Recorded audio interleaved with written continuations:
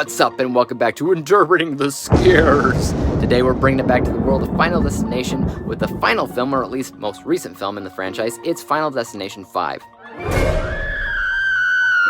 This film, very much like the last one, was released in 3D, and truth be told, even though I had no issues remembering most of the events of each of these films, this fifth film is actually one that I immediately think about when I think of the Final Destination name. Yes, the first two are classic, and they basically fit into their own contained universe, but this is the only other film in the entire series to get close to what those first two movies were doing, and because they included 3D, they were able to do certain things that the first or second film were never able to do. I'd even go as far as to say that you can ignore Final Destination 3 and 4 and just watch this movie as the third. You'd be fine, true enough, but the series as a whole has always been a bit of a guilty pleasure series for me, so I don't mind the others.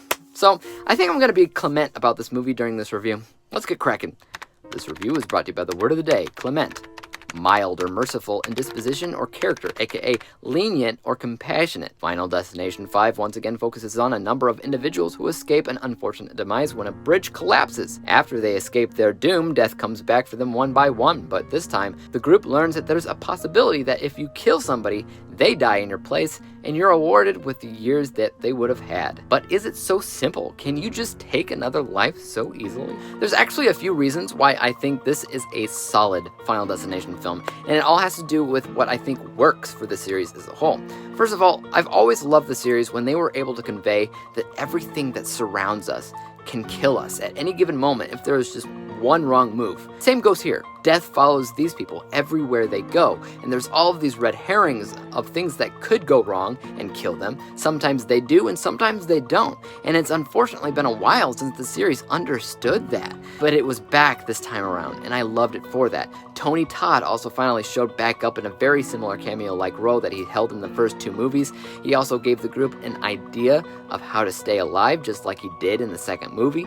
Thirdly, and this is actually really important for the horror aspect of the film, all of the situations that these people find themselves in are garnered towards real fears that people have about certain things. A bridge collapsing hits hard for those that are afraid of heights, given the fact that bridges have collapsed in the past. There's videos all over the place. There's other death scenes in this movie as well that I think people are equally afraid of happening, and I don't want to dive too deep into those things and spoil you about the whole thing, but I did want to talk about one of them, and that's laser eye surgery. In general, the concept of that kind of surgery is terrifying. Everything has to go perfectly right just for laser eye surgery to work in general. And this is Final Destination, where things constantly go wrong. So you can just imagine the freak accident in that scene. And it's constantly like this throughout the movie, events that naturally would put people on edge. Let's continue with some of the other things that I found to be positive. First of all, the 3D. Yeah, I mean, I had a lot of fun with the overdone 3D in the last movie because everything was just popping outside of the screen as much as humanly possible, and it was just ridiculous. But the 3D in this film was much more subdued and realistic. It was the 3D that you would typically come to expect in movies that come out today. Nothing headache-inducing, but rather subtle enough to notice and to enhance the experience. Past that, I liked the characters just like I liked them in the previous film. They seemed to be having a good enough time on screen, so their chemistry was somewhat believable, but nothing game-changing. All of this made for a much better experience than a lot of the other Final Destination films. That being said, let's talk about some of the negatives that I found in this film. I think one of the biggest problems the film has is the fact that it is very bright in general, and light even in tone. It's nowhere near the amount of darkness found in the first two movies. Just being a darker film made those films feel much more like horror, which, when it came down to the balance, made them stand out as, well, better.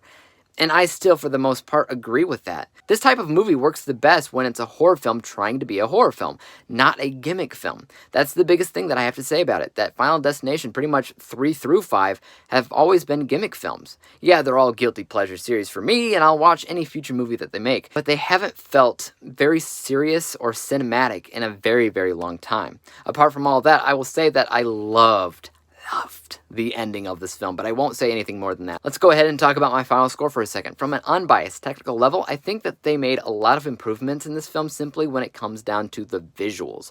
Obviously, they had a better budget this time around, and it shows. The 3D also helps out in that department. I also think that the writing was a bit more careful this time around to get things back on track, and I didn't really mention the editing in this one, but it was miles better than the previous couple of films since the chain reaction stuff was finally back to a point that I dug. I'll give the technical score 70%, which, by the way, is the highest technical score in any of these Final Destination films that I've given.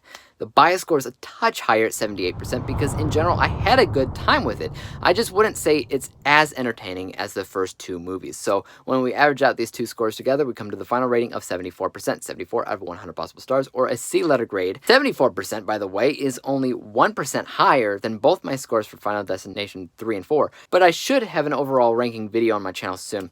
Guys, let me know your thoughts on the Final Destination series in the comment section down below. Which one is your favorite, and what are your thoughts on this last movie? As for YouTube, you guys know what to do. Hit the thumbs up button if you enjoyed this review, because there's always more like it coming out each and every single day. Hit the subscribe button and bell to be notified when I come out with my ranking video covering every horror film that I saw in the month of October this year.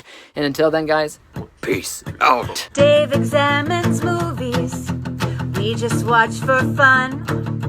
Davey is the expert, he is the #1 critic that I go to when I need a movie pick.